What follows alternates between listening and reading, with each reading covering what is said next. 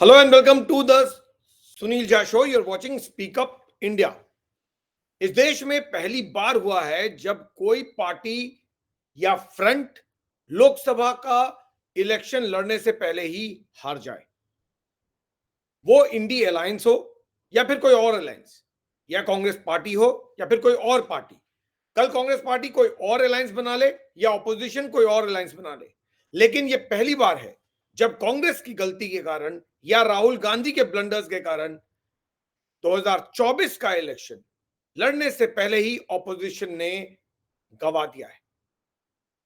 Prime minister Narendra Modi को ये पूरा इलेक्शन राहुल गांधी और कांग्रेस पार्टी ने प्लेटर पर लाकर दे दिया। बगैर लड़े 2024 का इलेक्शन बीजेपी जीतने की हालत में है, और अगर ऐसा हो रहा है तो ये बेवकूफी कांग्रेस पार्टी और राहुल गांधी की है, जिसका खामियाजा पूरा ऑपोजिशन यानी पूरा विपक्ष भुगतने को तैयार है। जो हालात हैं इस वक्त, ऐसे में कहना बहुत मुश्किल है कि विपक्ष यानी ऑपोजिशन 2024 में कोई बड़ा कारनामा कर जाएगी या कोई पॉलिटिकल पार्टी बहुत जबरदस्त परफॉर्मेंस कर जाएगी, इसकी उम्मीद आप मत रखिए, क्योंकि जो हालात असेंबली इलेक्शन 2023 के बाद बने हैं, मध्य प्रदेश, छत्तीसगढ़, राजस्थान, तेलंगाना और नॉर्थ ईस्ट के मिजोरम में, उसके बाद कांग्रेस पार्टी और ऑपोजिशन पार्टीज की उम्मीद जाहिर तौर पे बहुत ज्यादा कम हो गई होगी, क्योंकि उनके पास कोई मंत्र नहीं जिससे वो इलेक्शन अगला यानी 2024 का जीत सके। राहुल गांधी और पूरी कांग्रेस पार्टी ने ऑपोजिशन फ्रंट को ऐसे कगार पे लाके खड़ा कर दिया है जहां से उनको 2024 का चुनाव जीतना बहुत बहुत बहुत मुश्किल हो गया है। So if the opposition alliance, that is the Indy Alliance, is finding it difficult today to find ways out how to counter the Modi magic in 2024, the reason for that is the man on your screen, that's Rahul Gandhi and his party, the Congress. In its attempt to try to be the leader among the opposition party, Rahul Gandhi and his entire Congress leadership seems to have completely messed up. And the result is that the opposition stands absolutely no chance to win 2024 against Mr. Narendra Modi. To give an election on a platter can be the worst thing to happen for an opposition front. Now, that opposition front can be the India Alliance or the Congress Party, forming any other alliance, or the opposition parties forming alliance. Now, why am I saying this?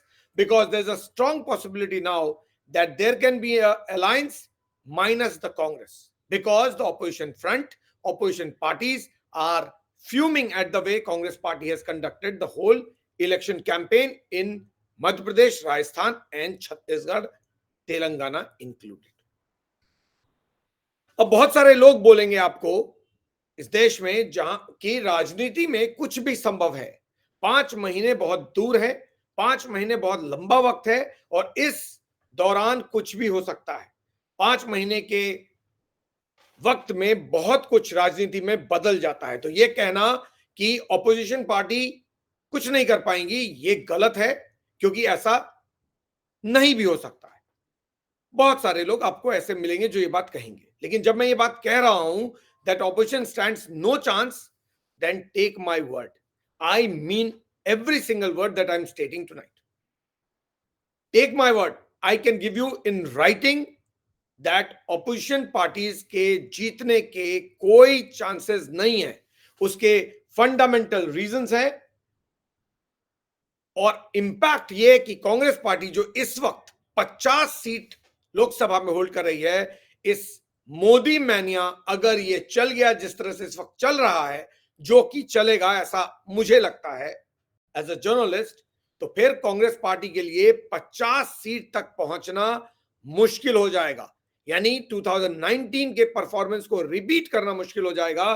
Congress party उस हालात तक भी नहीं पहुंचेगी जहां पर वो 2019 में पहुंची थी, यानी संसद में 50 सीटें भी कांग्रेस पार्टी को नहीं मिले तो कोई ताज्जुब मत कीजिएगा। ये मैंने पहले भी आपको कहा है, जो पॉलिसी कांग्रेस पार्टी की है, जो पॉलिसी राहुल गांधी चला रहे हैं, उसमें कांग्रेस पार्टी से उम्मीद रखना कि वो 50 से 300 हो जाएगी, ये एब्सोल्युटली इम्पॉसिबल है. The greater possibility is that if you continue the way you are continuing, where you are sidelining opposition parties, where you do not have a self-made plan or policy or self-centric policy, and you are focusing your entire campaign on the BJP, Narendra Modi, and the people around him, then the possibility is that you may drop from 50 to 25, 30, 35, 40, wherever. But possibility of you going up is very, very difficult. The first impact of what Modi magic in 2023 has done is already felt. ये जो INDI alliance आप देख रहे हैं, ये already बिखर रहा है. उसका रिजल्ट ये है कि राहुल गांधी और कांग्रेस पार्टी ने एक मीटिंग बुलाई थी 6 तारीख यानी बुधवार को. अब ये मीटिंग कहा जा रहा है पोस्टपोन कर दी गई है क्योंकि लीडर्स आने को तैयार नहीं है. ऑपोजिशन पार्टी के लीडर्स इस मीटिंग के लिए आने को तैयार नहीं है. नतीजा ये कि अब ये मीटिंग जो बहुत इंपॉर्टेंट थी 2024 एजेंडा के लिए, क्योंकि अभी तो इस फ्रंट का नाम भी प्रॉपर्ली तय नहीं है, एजेंडा तय नहीं है, लीडरशिप तय नहीं है, ऐसे में इस मीटिंग का डेफर होना अपने आप में बहुत बड़ा सेटबैक पूरे ऑपोजिशन फ्रंट के लिए. अब ये मीटिंग क्यों कैंसिल करना पड़ा है कांग्रेस पार्टी को, उसके रीजंस भी सुनिए. जो इस फ्रंट के ऑपोजिशन नॉन कांग्रेस मेंबर्स हैं, वो कांग्रेस के साथ बैठना नहीं चाहते. 3 इंपॉर्टेंट लीडर्स ममता बनर्जी, नीतीश कुमार और अखिलेश यादव, इन तीनों ने जाने से इस मीटिंग में मना कर दिया. ये मीटिंग 6 दिसंबर को कांग्रेस पार्टी और राहुल गांधी ने बुलाई थी, लेकिन अब इसमें इनके एलाइज ही जाने को तैयार नहीं है क्योंकि उनको लगता है कांग्रेस पार्टी अपनी मर्जी से काम कर रही है, पूरी ऑपोजिशन को इग्नोर करके.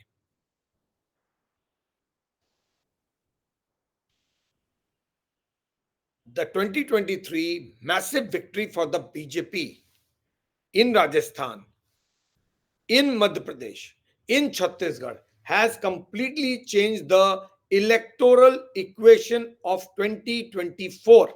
2024 की जो राजनीतिक रणनीति है और राजनीतिक कैलकुलेशन है, मैथमेटिक्स है, वो सारा एक इलेक्शन ने यानी इस असेंबली इलेक्शन ने बदल के रख दिया है.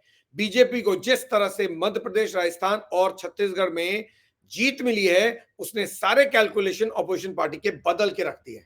और अब जो रीजनल पार्टीज हैं, चाहे वो नीतीश कुमार की जेडीयू हो या ममता बनर्जी की तृणमूल कांग्रेस हो, समाजवादी पार्टी अखिलेश यादव की हो या फिर टीआरएस हो, तेलंगाना राष्ट्रीय समिति जो अब भारतीय राष्ट्रीय समिति है, भारत राष्ट्रीय समिति है, या फिर जो और ऑपोजिशन पार्टीज हैं, वो कांग्रेस के साथ बैठने में कतरा रहे.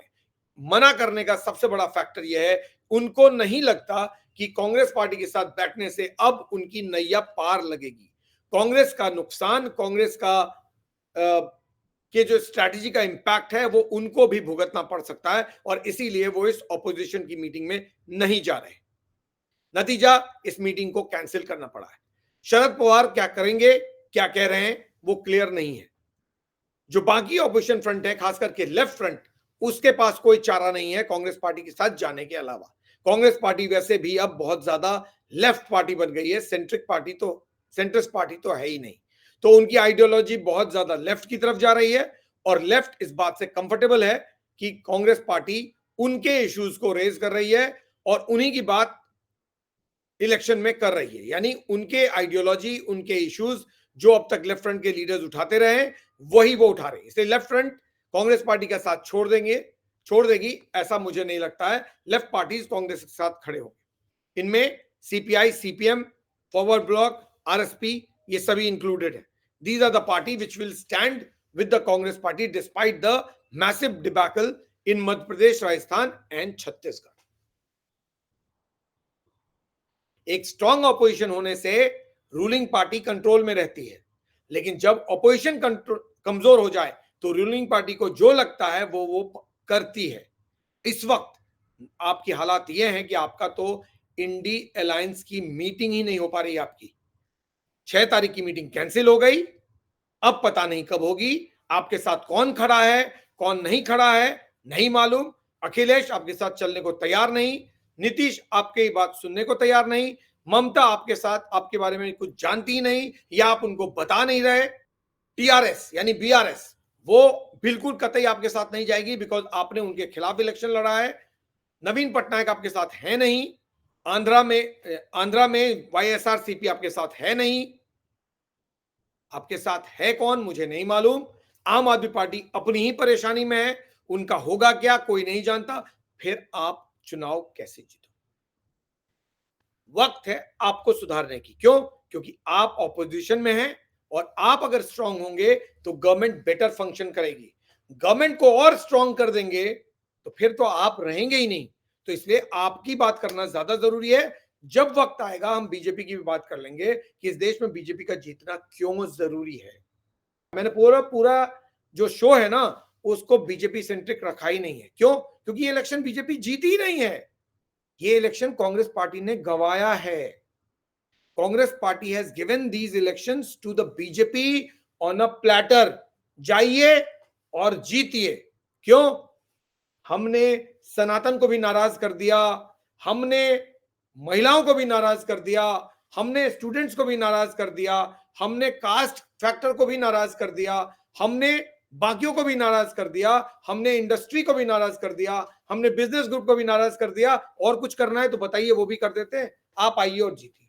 यही किया है कांग्रेस पार्टी ने। और 24 का इलेक्शन भी कांग्रेस पार्टी ऐसे ही हारेगी, क्योंकि वो बीजेपी को जिताना चाहते हैं। मुझे तो ऐसा ही लग रहा है, इसीलिए इस तरह की पॉलिसीज लेकर आ रहे हैं जो उनके लिए अनसक्सेसफुल और बीजेपी के लिए सक्सेसफुल प्रूव हो रहा है। That Rahul Gandhi, Congress party and the entire opposition faction has lost the election 2024 even before election has been announced. Election तो अनाउंस हो जाएंगे मार्च में, इलेक्शन मई में हो जाएंगे, but take my word, Congress party को अपने 50 एमपी बचाने की कोशिश करनी चाहिए। कांग्रेस पार्टी अपने 50 एमपी बचा पाएगी क्या? रायबरेली सोनिया गांधी दोबारा जीत पाएंगी? Mark my words, I am telling you this, right it down somewhere, that क्या रायबरेली कांग्रेस पार्टी के पास दोबारा आएगी और कांग्रेस पार्टी में 50 एमपी बचा पाएगी? इसके बारे में कांग्रेस पार्टी सोचे, वरना 2024 में पहले अमेठी गई, इस बार रायबरेली भी चली जाएगी और कांग्रेस पार्टी को 50 एमपी लोकसभा में लौटाना मुश्किल हो जाएगा। That is the kind of impact that the current assembly elections in 2023 has created, and Modi magic, which was supposed to be on the wane, has resurfaced and it is ready to rock the country in 2024. रोक सको तो रोक लो। On that note, I take leave.